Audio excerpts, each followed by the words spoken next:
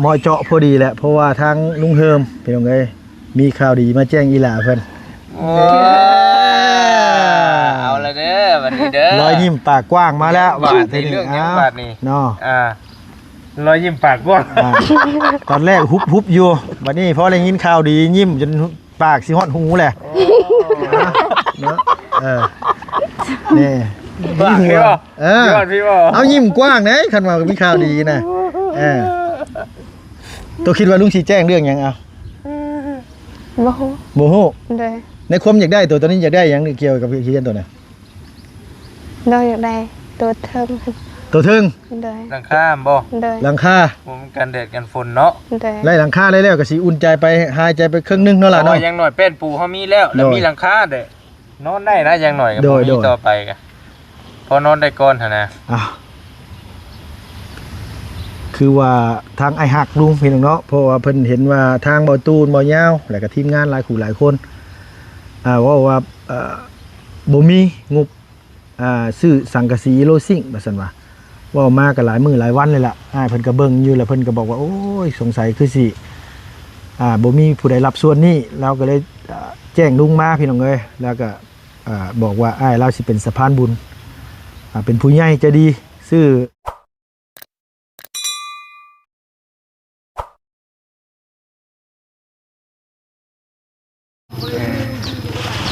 เนาะพี่เนาะเปิดคลิปมาพบมาพ่อกันกับลุงเฮิมชาแนลพี่น้องเอ้ย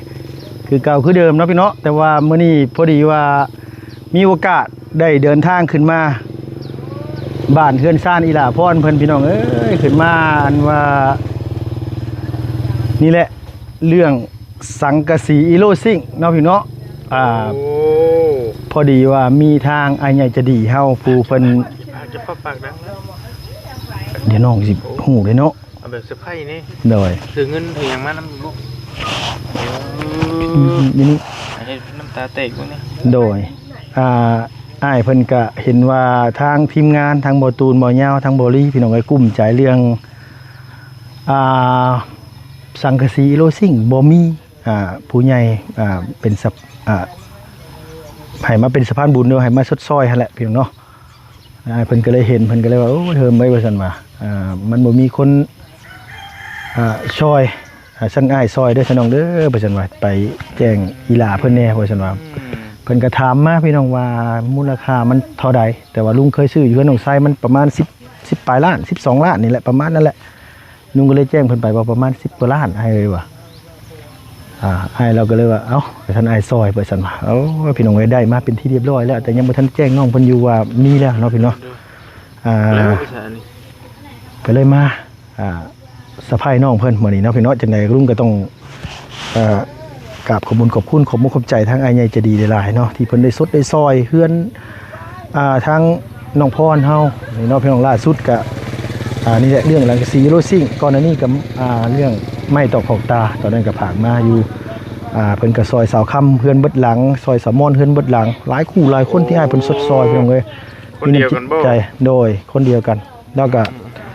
ซ้ำคนนึงปิดทองหลังพระเลยแหละบ่ดีนี่อ้ายเราบ่ได้ออกชื่อเสียงเรียงนามว่าชื่อหยังเนี่ยใดมีแต่ว่าเพิ่นซอยด้วยน้ำจิตน้ำใจเพิ่นเพิ่นก็เห็นว่าน้องพี่น้องเอ้ยเนาะบ่มีเฮือนซ่านบ้านซองเนี่ยนาถาวรอยู่เราก็เลยอยากสดจากซอยบ่ซั่นว่าเอ้าเนาะขึ้นโค้งแล้วนี่โดยขึ้นโค้งเรียบร้อยเนาะเน็ตนาถาวรลุงว่าคัก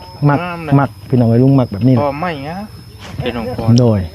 เป็นน้องพรใหม่มันโอเคนี่รถบ่โดดมาพี่เนี่ยมันยังบ่มีคนกวนเลยมาพี่ล่ะเราพี่น้องจนได้กับสบายดีเด้อพี่น้องเนาะสวัสดี FC วัดสุขุสุคนทักทายสวัสดีพี่น้องมีขี้มูนึงเด้ออยู่นี่เด้อฝนตกค่ำเนี่ยยามนี่ฝนตกค่ำขี้มูก็เริ่มจานเริ่มอย่างแล้วมันแบบว่ามันอันนี้เลยเอาลงก่อนจะมีขี้มูนะไปพูดสิไปพี่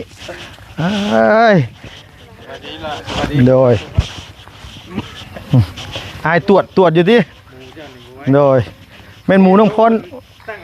เป็นหมูน้องพรหมูชาวบ้านบ่นี่โดยโดยมานั่งพี่เลยมะบอลี่มานั่งน้ำกันก็ได้หรอกน้ำกันก็ได้โดย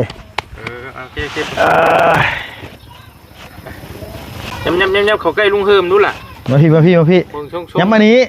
บ่ต้องย่าน เนาะ เนาะ เฮาก็บ่แม่นโตแม่นเตนตัวก็สิย่านเฮาหลายเห็นว่าก็บ่ได้มาหลายมื้อก็บ่คือไอ้ตู้ในยาวแหล้วมาเฝ้าซุมื้อเด้โดยเอ้าสบายดีเด้อนางเด้อโดยสบายดีพี่น้องเนาะโดยพี่น้องหลายมื้อเลยบ่ได้มาหานี่เนาะ ให้นั่งน้ำบ่เขานั่งน้ำบ่ มานั่งน้ำกันนี่แหละอ่ะนิดไม้อยู่คิดฮอดกันอยู่บ่เฮ้ย ใกล้ ฮะเขาถามว่าคิดฮอดกันบ่ปากเลยบ่ได้คิดฮอดสงสัยเขาคิดฮอด กั กัน น แล้ แล้ว เนาะ ก็กินทอดอยู่ เอ้ยเนาะ เลยกินทอดอยู่ มีอยู่มีหยังอีกได้พี่น้องเอ้ยเด้อโดยสบายดีโดย น้องมันมานั่งกับพี่ก็ได้มั้ย โดย ตรงเช้าพี่มานั่งใกล้กันพี่นั่งใกล้กันไปนั่ง มันยังไปเฮ็ดหยังมากคือเหงื่อแตกนะฮะ เสียงหัวเรา โดย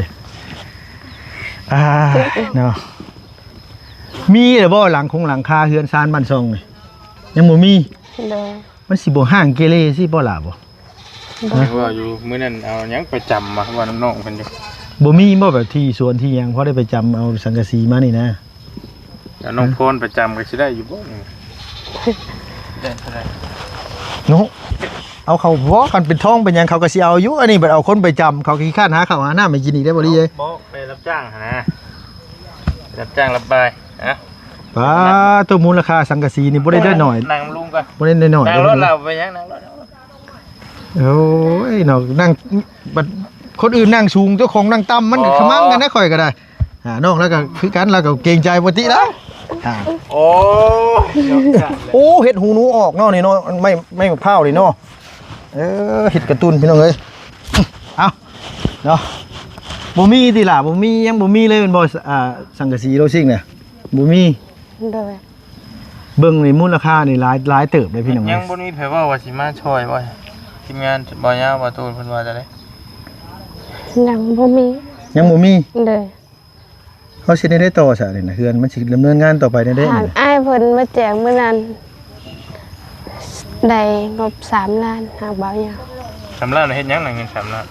บ่ฮู้ เพิ่นน่ะมีเงินอยู่3ล้าน เลย 3ล้านเฮาเฮ็ดหยังบ่ได้ แต่ว่า3ล้านนี่มันเฮ็ดหยังบ่ได้ได้ล่ะไงสังกะสีนี่มันจังขี้ล้านมันต้อง10ล้านขึ้นได้ล่ะ10กว่าล้านเลยสังกะสีโลซิ่งเนี่ย อันตบไหล่จะ3เทื่ออันบ่ เลย ตบได้3เทื่อคันสมมุติว่าเฮามีแบบว่ามี10ล้าน20ล้านนี่ตบได้ฮอด10 20เทื่อบ่เด้อนี่แม่นบ่พอ ตบไหล่3เทื่อได้เงิน3ล้านว่าซั่นตบบ่านะ โอ้ ได้ยินว่าเลย โดยฮ่าหน่อมาก ให้ยังหมู่บ้านนี่ให้เห็นให้คืออยู่นำคลิปลุงหนวดนี่เป็นจังได๋นี่ตัว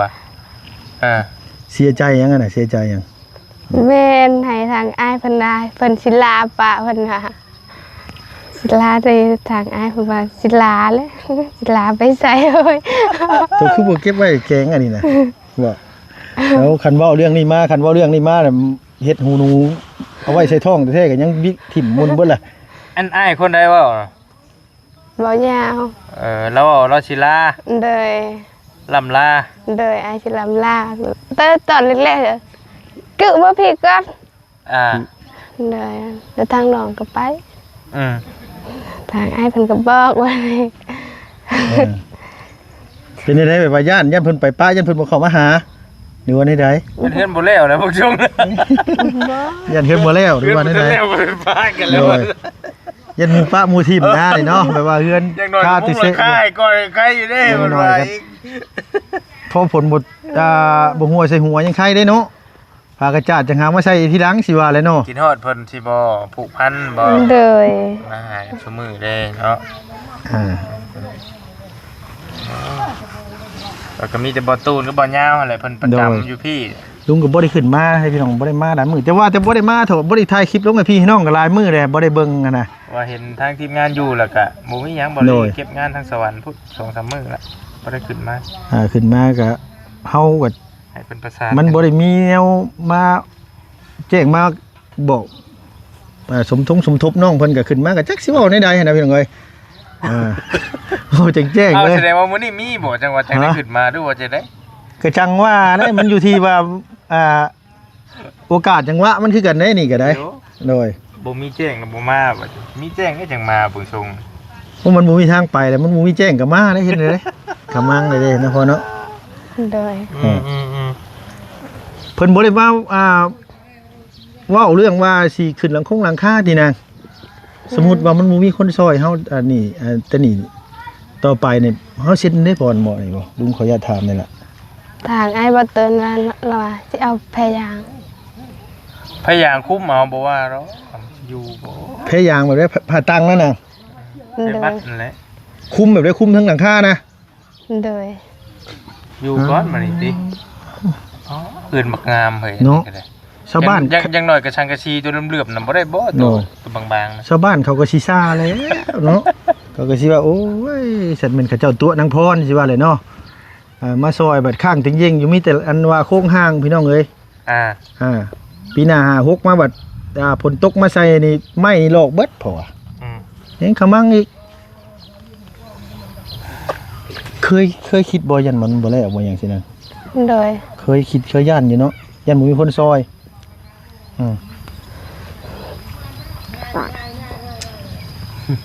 จักสิเป็นได้หลายติ คันว่าสิฮักเอาเงินค่าช่างน้ำอ้ายออกไปซื้อก่อนก็จะเอาใช้เงินค่าช่างไม่ได้จ่ายเพิ่นบัดนี้ เงินค่าสร้างก็ ช่าง เงินบ่พอที่ ใช่แต่ว่าค่าช่างก็ยังขาดได้ตอนนี้ก็ มันขาดเท่าไรสักค่าสร้าง พอล้านนึง ค่าสร้างก็ยังบ่พอไม่เชื้อราก็ยังบ่มีสังกะสีโลซิ่งก็บ่มามันอุกอังมโนในแหล้ว แต่นี่จะมีแป้นปูแล้วนะว่าอะไรก็ได้ โดย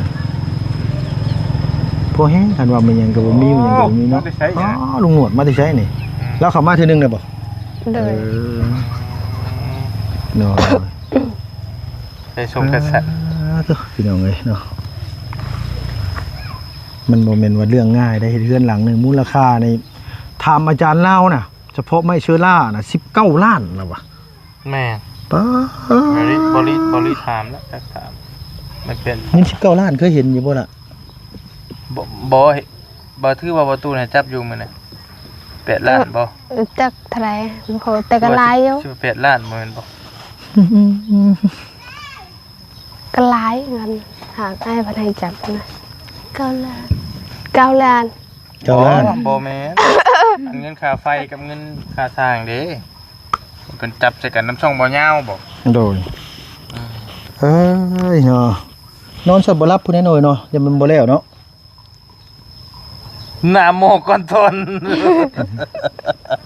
หน้ามุนปันหยังพี่น้องเอ้ยอีหล่าพรเฮาว่าที่นี่ บัดแป้งจะกลับ บ่ได้ขี้เถ้าเด้นั่นน่ะว่าเป็นนั่งบ่นั่งใกล้ขี้เถ้าบัด ผู้ ไก่บ่แล้วไก่ได้ ไก่ไปเล่นขี้เถ้า คน คน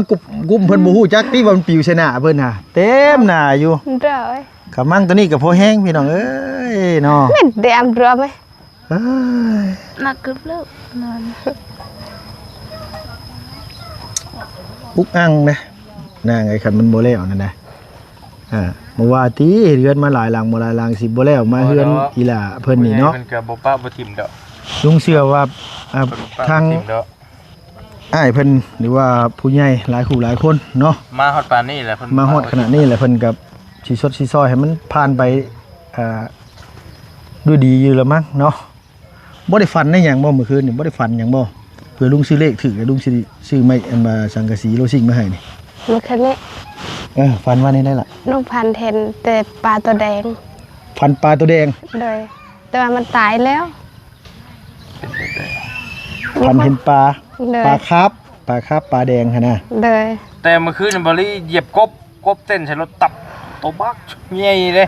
ถนนใหญ่นะ มันเต้นใส่รถเลขรถเจ้าแน่เลขกบแน่เนาะเลขปลาแน่ พอดีบัดล้านนึง บ่ถึกมากก็คือแฮงนักพี่น้องเอ้ยว่าง่ายๆซะ เอาเงิน ฝันเห็นปลาเนาะเมื่อคืนเนาะ โดย ปลาแดงว่ะ ปลาแดง ปลาแดงปลาไม่ใช่ปลาแดง แบ่ง50บ่จ๊ะ ตามัน เลขนี่มีแต่เลขปลาขาวบ่กับเลขหยัง เลขปลาขาวเลขปลาแกงมีหลายอย่างอยู่ได้เลขปลานะทั้งนี้ทั้งนั้น แสดงว่ายันซัดน้ำเอาเบิ่ง เนาะ มันสิออก สัตว์น้ ออกไปให้งัวชั่วพี่น้องว่ากับเลขกับเบอร์นะ ำเนาะเอ้า เว้าเลยบ่มีหยังสิเว้านะ คือ ทำใจดีๆเด้อจังหน่อยเด้อทำใจดีๆทำใจดีๆนิดนึงเด้อ ตั้งสติเด้อเอาให้ลุงบอกก่อน ฝันเห็นปลาแดงที่คันเพิ่นว่าฝันเห็นปลานี่โชคดีได้บ่ดีเห็นฝันเห็นปลานะเพิ่นว่าแล้วฝันเห็นปลาคาร์ฟซ้ำอ่ะที่นี่แม่นบ่ล่ะปลาคาร์ฟบ่ตัวแดงๆนะบ่ โดยปลาก็จะเอิ้นทางบ้านเนาะก็จะเอิ้นว่าปลาไหน ปลาในปลาในปลานินปลาในตัวแดงๆนั่นน่ะเดี๋ยวซื้อมาปล่อย โชคดีได้พี่น้องเอ้ยแม่นมันก็สมเหมาะเจาะพอดีแหละเพราะว่าทางลุงเฮิมพี่น้องเอ้ยมีข่าวดีมาแจ้งอีหล่าเพิ่น เอาละเด้อวันนี้เด้อ รอยยิ้มปากกว้างมาแล้ว บาทในเรื่องยังบาทนี่ เนาะ รอยยิ้มปากกว้าง ตอนแรกฮุบอยู่บัดนี้พอได้ยินข่าวดียิ้มจนปากสิฮอดหูแหละเนาะนี่ บ้าพี่บ่พี่บ่ เอายิ้มกว้างนะคันว่ามีข่าวดีนะตัวคิดว่าลุงสิแจ้งเรื่องหยังเอา บ่ฮู้ บ่ฮู้ โดย ในความอยากได้ตัวตอนนี้อยากได้หยังเกี่ยวกับเขียนตัวน่ะ เราอยากได้ตัวเทิง ตัวเทิง โดย หลังคาบ่ โดย หลังคา ผมกันแดดกันฝนเนาะ โดย ไล่หลังคาได้แล้วก็สิอุ่นใจไปหายใจไปครึ่งนึงเนาะล่ะเนาะ ยังหน่อยเป็นปูเฮามีแล้วแล้วมีหลังคาเด้นอนได้นะยังหน่อยก็บ่มีต่อไปก็พอนอนได้ก่อนหั่นนะ คือว่าทางไอ้หักลุงพี่น้องเนาะเพราะว่าเพิ่นเห็นว่าทางบ่ตูนบ่ยาวแล้วก็ทีมงานหลายคู่หลายคนว่าบ่มีงบซื้อสังกะสีโลซิ่งว่าซั่นว่ามาก็หลายมื้อหลายวันเลยล่ะเพิ่นก็เบิ่งอยู่แล้วเพิ่นก็บอกว่าโอ้ยสงสัยคือสิบ่มีผู้ใดรับส่วนนี้เราก็เลยแจ้งลุงมาพี่น้องเอ้ยแล้วก็บอกว่าอ้ายเราสิเป็นสะพานบุญเป็นผู้ใหญ่ใจดีซื้อสังกะสีโลซิ่งให้ทั้งน้องเพื่อนว่าซั่นน่ะ ย่อ โอ้ตบมือโอ้มีหลังคาแล้วบ่วันนี้ ได้รับมาแล้วแต่สิพอหรือบ่พอนี่ก็ยังว่าอีกเรื่องนึงเนาะเห็นเนาะเพราะว่าโอ้ดีใจเนาะดีใจ เพิ่นฝากเงินมา700ล้านล่าพี่น้องเอ้ย700ล้านล่านี่ก็เป็นเงินกีบเฮาก็14ล้านน้อยๆพี่น้องเนาะพออยู่ดอกจืดเด้อยเนาะก็คือ14ล้านกับพอ14ล้านเท่าไหร่นี่แหละพี่น้องไอ้ลุงก็บ่ได้เบิ่งคักเนาะมีแต่ว่า14ล้านน้อยๆนี่แหละว่าง่ายๆซะป่ะเพราะว่าปลายมันก็ตอนนี้บ่ได้ฮอด50นะ100นึงน่ะมัน2ล้านกับ30กว่าพันกีบเองได้บ่ดีลงหมดลิ้นเนาะลงคักก็ดีได้พี่น้องเอ้ยเงินเหรียญก็นอกจากนั้นก็ลุงก็ต้อง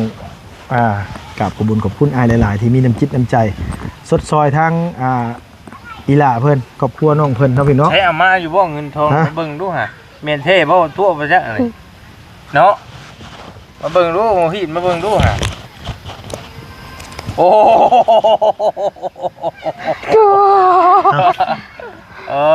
นับเบิ่งอยู่เท่าไหร่นับเบิ่งดูหะนับเบิ่งดูหะ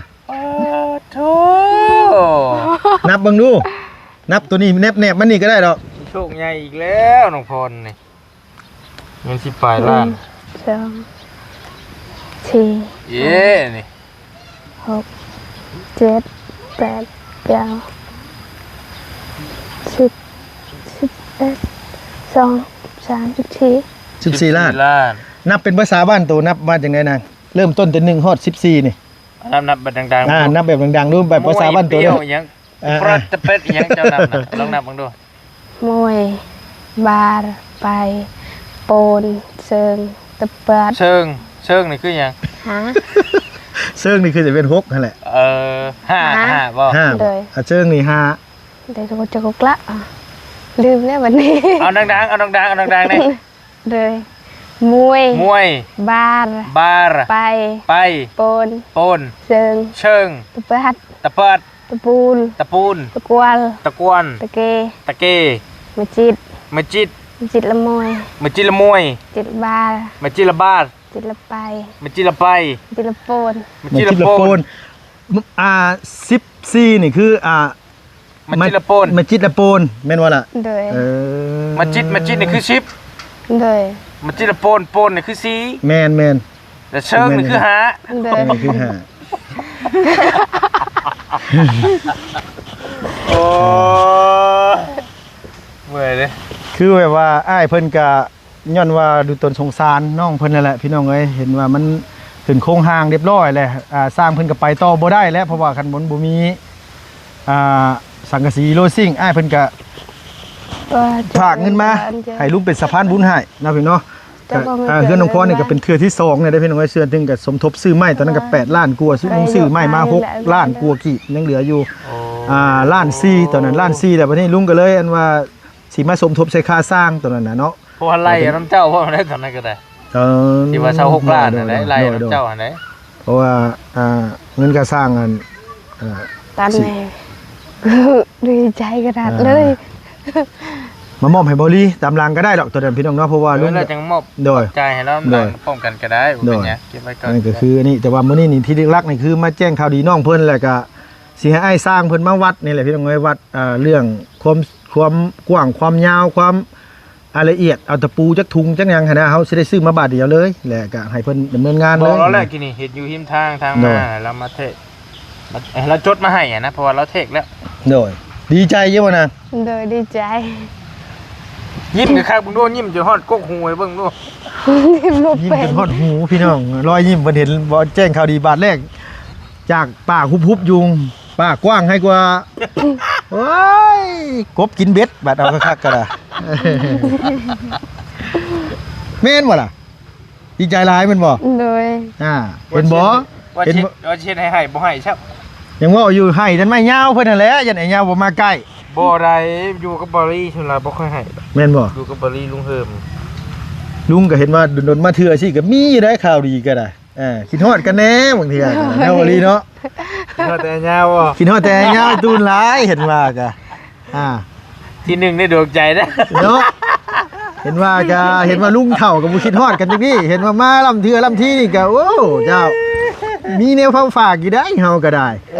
คิดฮอดอยู่แบบทางอ้ายเพิ่นก็มาบอกว่าสิไปนั่นไปนี่เด้อมันก็เลยค่อยบ่โดยแบบทางอ้ายคือไปคือสิบ่มานี่เนาะโดยแบบหมายว่ามาลาสินะมาลาน้องพรสินะโดยมาเฮ็ดโศกเฮ็ดเศร้าบ่มันล่ะคือค่อยได้บ่ทางอ้ายเพิ่นว่าจะไปประมาณสิไปมื้อคือสิโดนเด้อไปยันมันถึงโพดมาลาบัดนี้ก็เลยกินฮอดนั่นเนาะเด้อโอ้ยตอนแรกว่าบ่ยิ้มบัดทีนี้ว่าน้ำยิ้มไปน้ำบัดทีนี้แหละพี่น้องเอ้ยหาได้เด้อน้ำเย็นมากินแน่แขวสิแห้งดีใจนะนางเนาะเด้อนั่นรถเด้อโดยขอบใจด้วยแหละมีแต่ว่าจังซี่อ้ายก็ให้ชุมเจ้าเนาะล่ะเนาะได้ขอบคุณกับนั่งอยู่นี่นั่งอยู่นี่ก็ได้หรอกลูกได้แล้วมีแต่ว่าให้ชุมเจ้าเนาะ2คนพนมมือขอบคุณทางอ้ายใหญ่ใจดีเพิ่นบ่ได้ประสงค์ออกชื่อเสียงเรียงนามคนเดียวกับอันว่าให้ลุงมาเป็นสะพานบุญชื่อไม่ชื่อตอกมาให้เจ้าตอนนั้นแหละมีแต่ว่าขอบคุณทั้งอ้ายเพิ่นเลยล่ะเด้อต้องขอบใจหลายๆเด้อและขอบคุณหลายทางอ้ายใจดีที่ช่วยน้องเห็นน้องขออ้ายจงมีสุขภาพแข็งแรงเด้อความเจ็บใดๆต้องขายให้มีปรารถนาสิ่งใดขอได้สิ่งนั้นไปทางใดขอให้ตลอดปลอดภัยเด้อขอให้อ้ายนอนหลับได้เงินหมื่นตื่นมาได้เงินแสนแวนข้อมือได้แก้วมีโศกโทษจะมาผ่านมันจะมาเบียดเด้อตกใต้เป็นบ่อเกลือตกเนื้อพบบ่อเงินบ่อขำตอนนี้ต่อไปขอให้ขึ้นยงบ่ให้ลงจักเถื่อเด้อสาธุเนาะเพิ่นเนาะพอดีเลยไอ้สร้างเพิ่นมาอะไรพี่น้องเอ้ยเนาะมีแต่ว่าดีเลยมีแต่ว่าลุงกะสิไปคุยกับไอ้สร้างเพิ่นจังได๋ก็ลุงกะยกมือท่วมหัวโมทนาบุญนำยายอ้ายเพิ่นเนาะขอให้สุขภาพแข็งแรงอายุมั่นขวัญยืนเด้อจังได๋ก็ให้อ้ายลำรวยอย่าเจ็บอย่าจนสุขภาพพนามัยแข็งแรงเด้ออ้ายเด้อขอให้บุญกุศลที่อ้ายเฮ็ดอ้ายสร้างไปปกปักรักษาครอบครัวเฮือนซ่านอ้ายขออยู่ดีมีแห้งขอให้เจริญรุ่งเรืองมื้อหน้าต่อไปขอให้บุญกุศลไปรักษาคุ้มครองเฮือนซ่านอ้ายเนาะจังได๋ก็ขอบคุณหลายๆขอบคุณ FC ผู้ใหญ่ใจดีเบิดสุขุสุขคนเนาะโชคดีมีชัยไปใส่ถ้ามาใส่ก็ขอให้ตลอดปลอดภัยนะดีใจน้ำเลยล่ะเด้อโดยขอบใจหลายๆเด้อสบายดีเด้อโดยเอามาขอเงินคืนก่อนนะบ่ที่นี่นะไปเลยบ่โดยต้องจิตเลิศอันนี้เด้เห็นได้สันมันขมังข้างนี้มาเลยข่อยก็ได้โดยเนาะ เด้ช่างแล้วก็มาเลยนะ อ่ะสบายดีเด้อบ่ดีเด้อโดยอ่ะโดยสบายดีมีแต่ว่าสิมาคุยกับเพิ่นว่าทั้งอ้ายเพิ่น เอาอ้ายสบายดีเด้ออ้ายเด้อโดยสบายดีจดให้นี่อันว่าทั้งเฮาเนี่ยเพราะว่าเฮาสิได้ไปสั่งอีโลซิ่งมาให้ อันนั้นนะทางจะเติมอันนั้นนะ ก็นี่ไว้ไอ้ตะวันปะเยอะนี่ ให้มันเลือมาทางเพียงจะเต็ม ข้างหน้าไอ้ไว้เท่าไหร่ บอสทางเจ้าก็แต่ว่าอันนะอันตอนนี้มาอันมีแต่ซ้ำให้เลือ15 เซนบอสหรือว่าเลือ10 เซน ฟังพี่บอก แต่เป็นผมยาวอ่ะ ความยาวอะนะความยาวจากหลังคาตกลงมา จากเปนะ เข้าใจอยู่ข้างพี่เหรอวะ แม่น บ่ทางฝั่งนี้ แต่ว่าทางหน้าไอ้ตัดแล้วบ่ ตัดแล้ว เท่าไรทางหน้า แล้วหมายถึงกันว่า จากเปลงมานะบ่ดีแต่ว่าชนลายเอาจัก10 เซนนี่ก็ได้เนาะลุงหนวดเนาะคิดพดบ่ซาวบ่เจ้าบ่ มาตรฐานเป็น มาตรฐาน15เช่นบ่ กาจะไปแล้ว แต่ว่าตัวทางหน้านี่เราตัด10เช่นแต่ว่าตัวมันเลื่อยเปลงไปหั่นหรอวะ โดยนี่นะเลยแปลลงมานี่นะแบบนี้นะอันนี้นะบ่ดี ท้ายเนาะ โดย ก็เอาตามมาตรฐานมันก็ได้ไง15เช่นก็ได้ เป็นไงโดย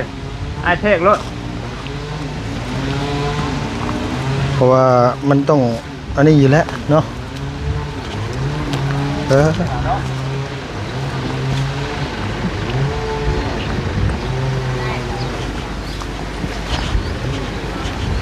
ไม่ต้องพนเด้อ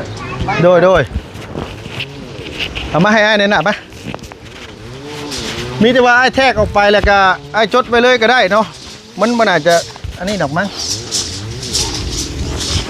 โดยพี่น้องเลยเนาะอันนี้ก็ไอ้เพิ่นกำลังแทกกำลังแต้มอยู่โดยดีใจบัดเฮาเห็นเฮาดอกบุรีดีใจชำนี้เลยเนาะอ้าวเนาะมียังมาฝากแต่ละมือคือว่ากระโดดเรียแท้นี่บ่ มูได้ดีใจ โดยโคตรพูดหรอกเห็นว่าก็ได้เห็นเฮารถบ่ได้ดีใจปานนี้อันนี้เนาะตุ๊ เฮ็ดหยังก็น้องคนไว้เพิ่นน้องบ่สิจมหาไปลึกแท้ โคตรพูดแท้ติ มีแนวแล้วเบิ่ง โอเคสิพี่น้องก็มีแต่ว่าลุงอันว่าขออนุญาตจบคลิปก่อนได้เด้อยันเพิ่นมีเรื่องเว้าเรื่องคุยกันผู้ป้าพ่อตู้กับพ่อตู้มื้อนี้เนาะโอ้พุ่นน่ะผู้ลูกมือใส่หัวเลยพี่น้องเอ้ยโอเคน้องพี่น้องเอาสบายดีเด้อพี่น้องเด้ออยู่ดีมีแฮงอย่าเจ็บอย่าจนลำได้รวยสุขภาพแข็งแรงพี่น้องไปแล้วบ๊ายบายสบายดีเด้อ